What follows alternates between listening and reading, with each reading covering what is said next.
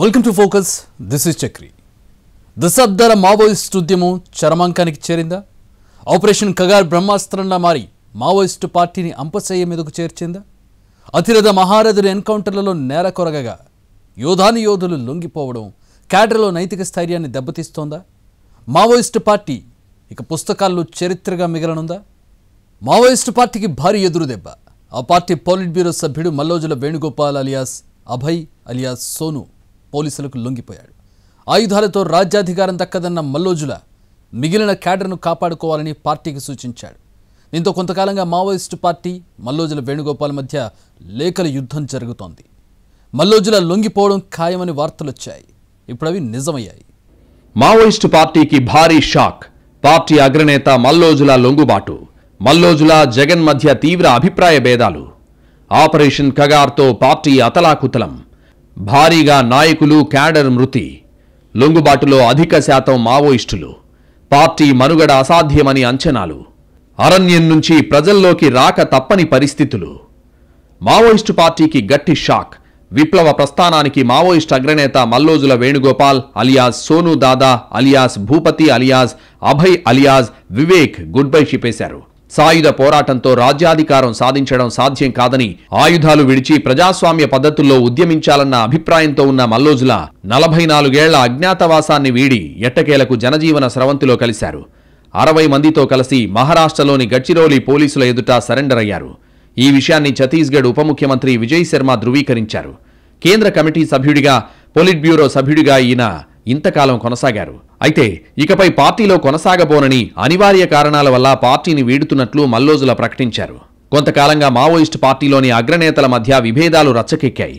విప్లవోద్యమాన్ని విజయవంతంగా నడిపించడానికి బహిరంగంగా ప్రజల్లోకి వెళ్లడం మినహా మరో మార్గం లేదంటూ మల్లోజుల వేణుగోపాల్ రాసిన లేఖ కలకలం రేపింది. ఆయుధాలు వదిలేసి శాంతి చర్చలకు వెళ్లాలని ఆయన గతంలో రాసిన లేఖను మిగతా అగ్రనేతలైన హిడ్మా దేవ్జీ వ్యతిరేకించారు. దానికి ప్రతిగా వేణుగోపాల్ 22 పేజీల సుదీర్ఘ లేఖను విడుదల చేశారు. ఇంతకాలం పార్టీ చేసిన తప్పులకు ఉద్యమం ఓడిపోకుండా కాపాడలేకపోయినందుకు బాధ్యత వహిస్తూ పొలిట్ బ్యూరో సభ్యుడిగా క్షమాపణలు కోరుతున్నానంటూ లేఖలో పేర్కొన్నాడు మల్లోజుల వేణుగోపాల్. ఇంత నష్టానికి ఇన్ని బలిదానాలకు దారితీసిన విప్లవోద్యమ బాధ్యతల్లో కొనసాగడానికి ఇక ఎంతమాత్రం నేను అర్హుణ్ణి కాదని భావిస్తున్నా. ప్రస్తుతం పార్టీ కష్టకాలంలో ఉన్నప్పుడు ఇలాంటి నిర్ణయం సరైంది కాదని భావించొచ్చు. కానీ పరిస్థితులు దీన్ని అనివార్యం చేశాయి. వందల మంది మావోయిస్టులను కోల్పోతున్న పరిస్థితుల్లో పార్టీ పిడివాద అతివాద విధానాల నుంచి మిగిలిన వారినైనా కాపాడుకోవాలి. విప్లవోద్యమాన్ని విజయవంతంగా నడిపించడానికి బహిరంగంగా ప్రజల్లోకి వెళ్లడం మినహా మరో మార్గం లేదని మల్లోజుల తన లేఖలో స్పష్టం చేశారు. మల్లోజుల వేణుగోపాలరావు స్వస్థలం తెలంగాణలోని పెద్దపల్లి జిల్లా.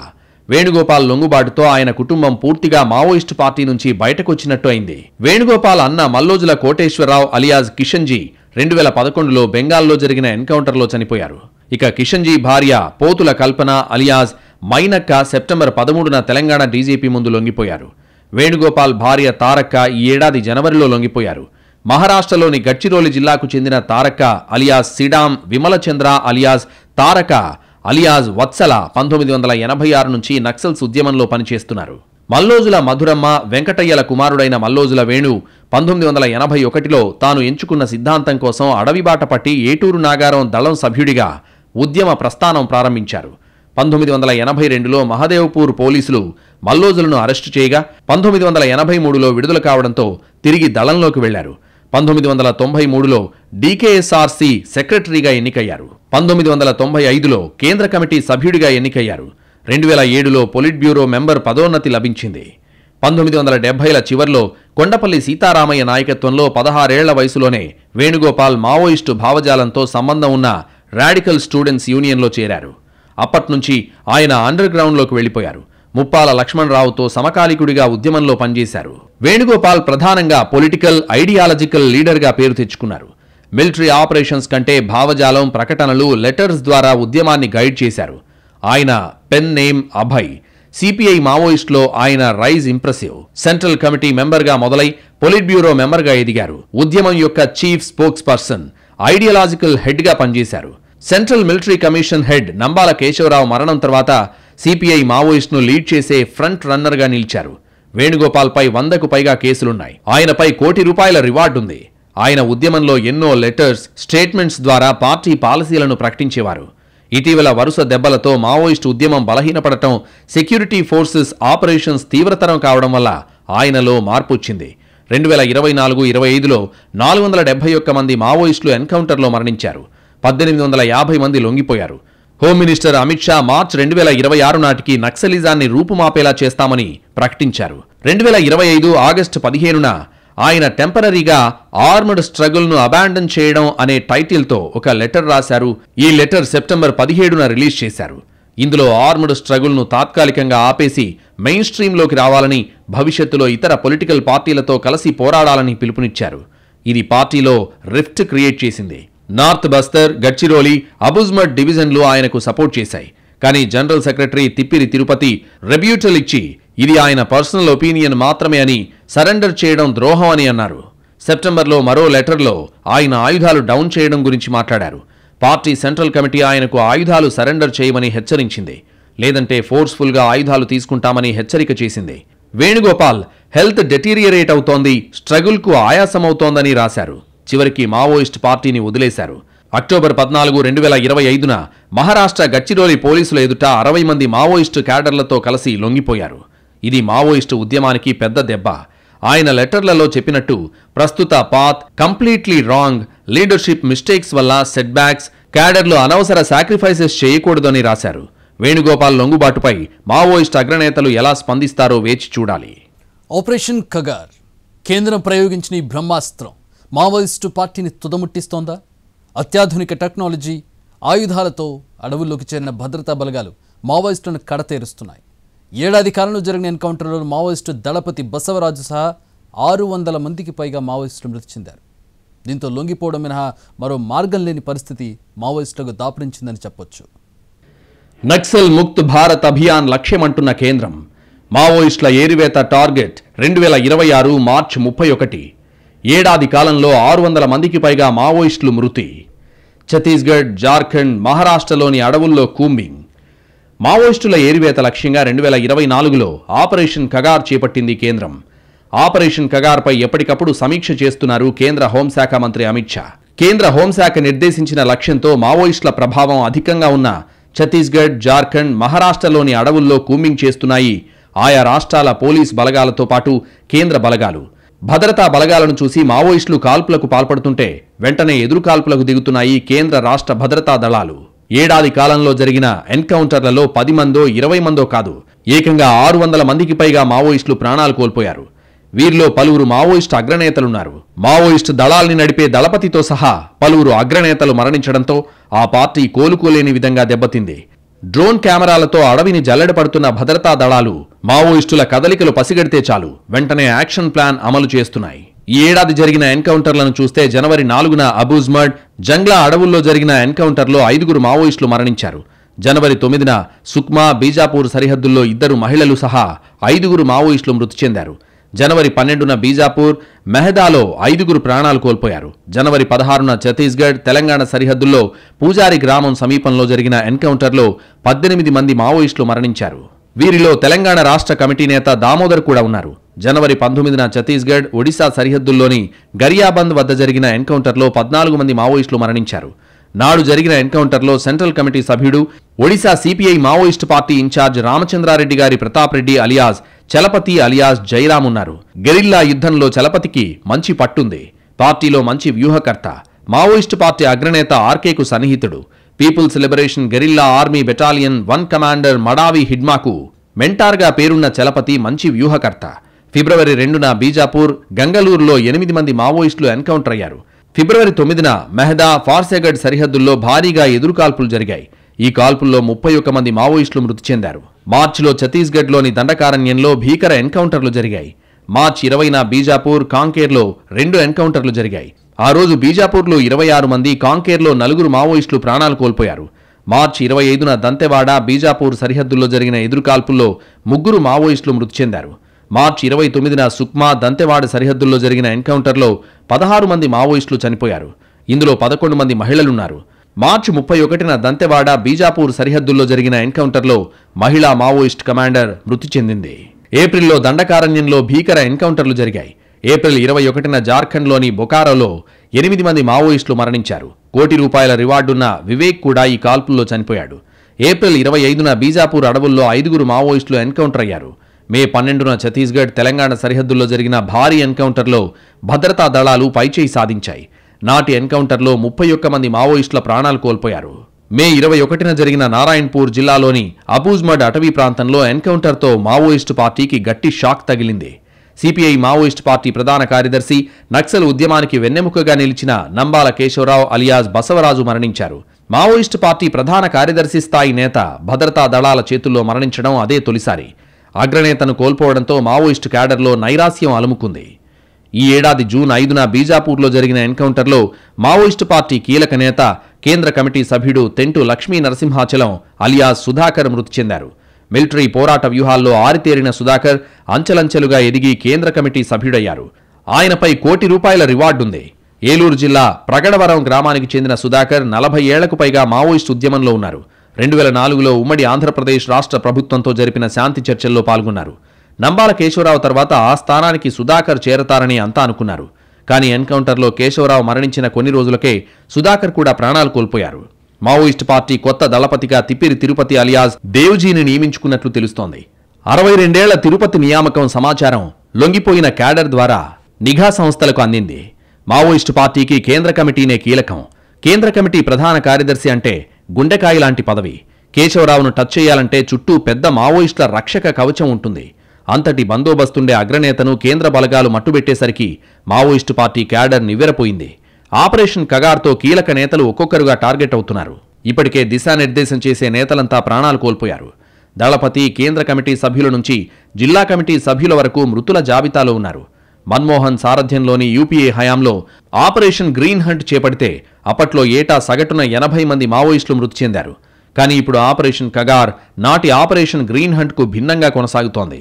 హైటెక్ పద్ధతులను ఫాలో అవుతున్నారు. డ్రోన్లు వాడుతున్నారు.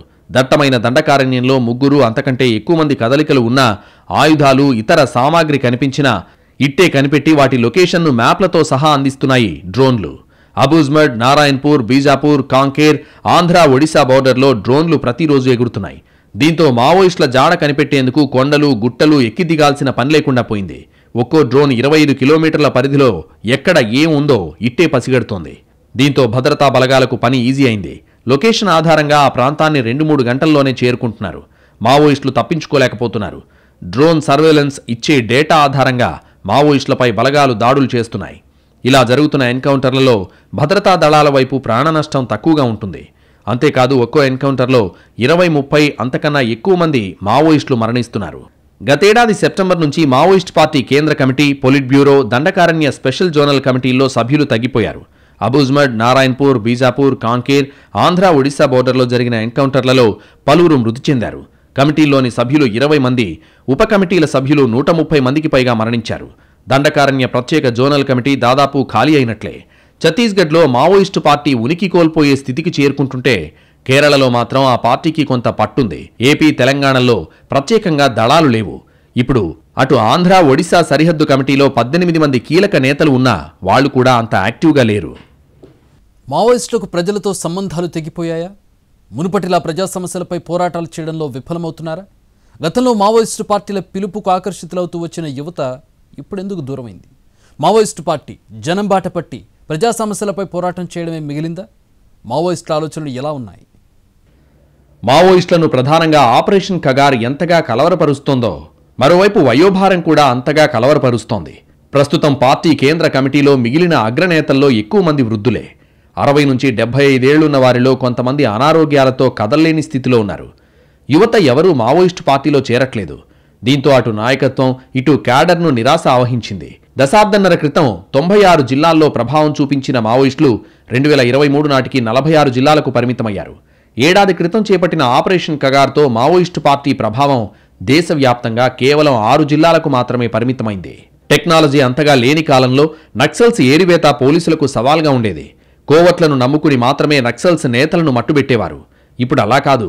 లేటెస్ట్ టెక్నాలజీ అందుబాటులోకి రావడంతో చీకట్లో సైతం మావోయిస్టులను గుర్తించేందుకు నైట్ విజన్ గ్లాసులను వినియోగిస్తున్నాయి కేంద్ర బలగాలు.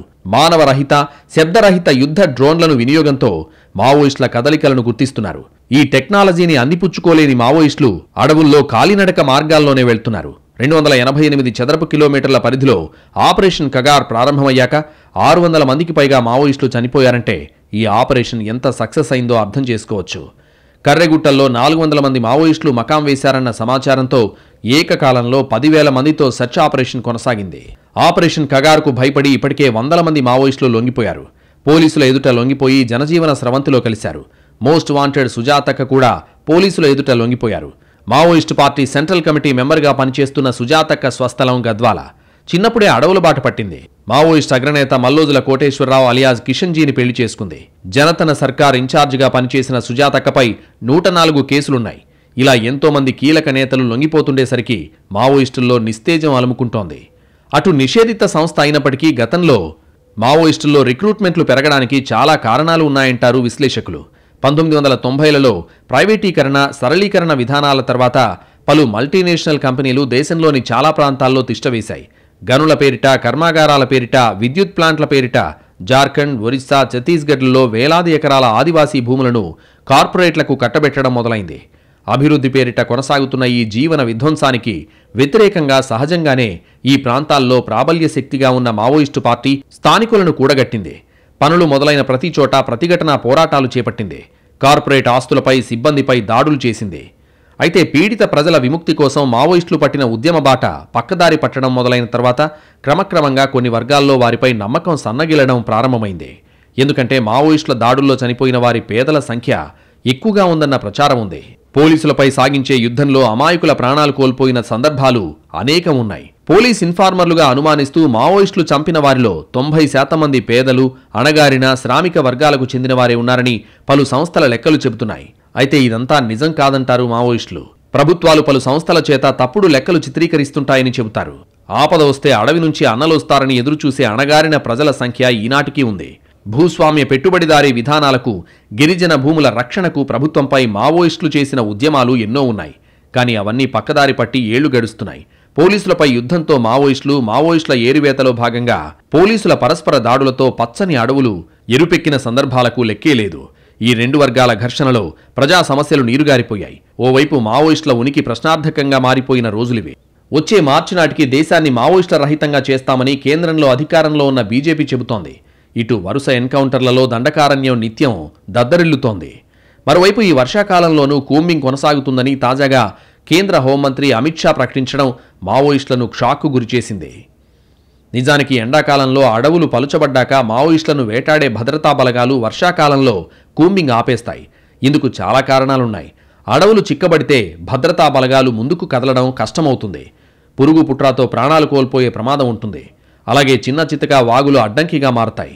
దీంతో ఎప్పట్లాగే ఈ వర్షాకాలం కూంబింగ్ ఆపేస్తారని ఆలోపు కుదురుకోవచ్చని మావోయిస్టులు భావించారు. కానీ అమిత్ షా ప్రకటనను బట్టి చూస్తే అలాంటి పరిస్థితులు లేవని, మావోయిస్టులకు ఏ చిన్న అవకాశం ఇవ్వకూడదనేది కేంద్రం వ్యూహంగా స్పష్టమవుతోంది. దీనికి తోడు ఈ ఏడాది ప్రారంభం నుంచి జరుగుతున్న నష్టంతో మావోయిస్టులు కూడా తమ పంథా మార్చుకున్నట్లు తెలుస్తోంది.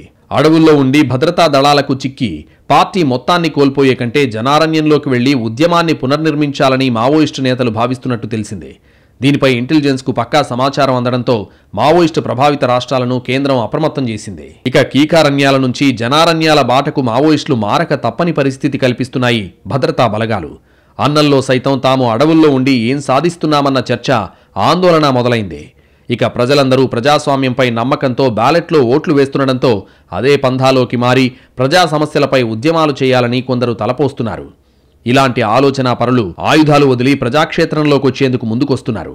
మరోవైపు ఆపరేషన్ కగార్ భయంతో మరికొందరు పోలీసులకు లొంగిపోతున్నారు. దీంతో దశాబ్దాల చరిత్ర కలిగిన మావోయిస్టు పార్టీ చివరి దశకు చేరినట్లు కనిపిస్తోందన్న వాదనలు వినిపిస్తున్నాయి.